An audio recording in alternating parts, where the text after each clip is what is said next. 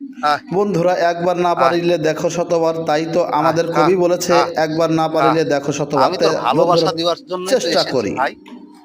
আহ আহ আহ আহ আহ আহ আহ একটু সরি, একটু sorry, sorry. লাথি দিস নে, লাথি দিস নে, লাথি দিলি। আহ,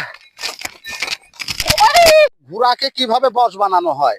আমরা তো আসলেও ঘোড়ার কোনোদিন চড়ি নাই, বা এমনিতে দেখেন এই ঘোড়াটা আমার এক ভাই বাজিয়ে দিয়ে গেছিল, আমার ইচ্ছা হয়েছে দেখি ঘোড়া আমার কথা শোনে কিনা। তো দেখি, আসেন।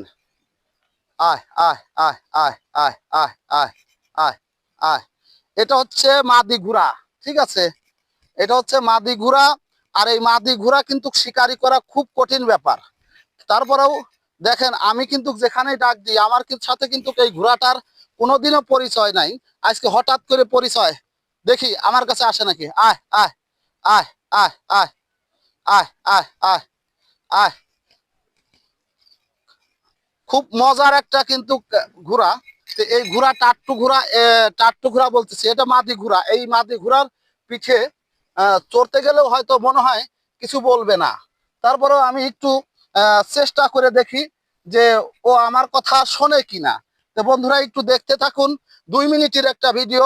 আহ আহ আহ আহ আহ আহ আহ আহ আহ আহ। কামড় দিস না, কামড় দিস না, কামড় দিস না, কামড় দিস না। আজকে কিন্তু আমি আমার জীবনের লাইফে প্রথমে এই ঘোড়ার বার চললাম বন্ধুরা। দেখছেন কিন্তু খুব শিকারী, খুব শিকারী ঘোড়া। তো বন্ধুরা দেখছেন। আয় আয়, কিছু বলিস না, চুপ, চুপ মার। তোর পিঠে প্রথম চড়েছি, তুই আমাকে ফেলে দিস না। ফেলা দিলে কিন্তু আমি বিপদে পড়ে যাব। তো বন্ধুরা এখানেই কিন্তু শেষ।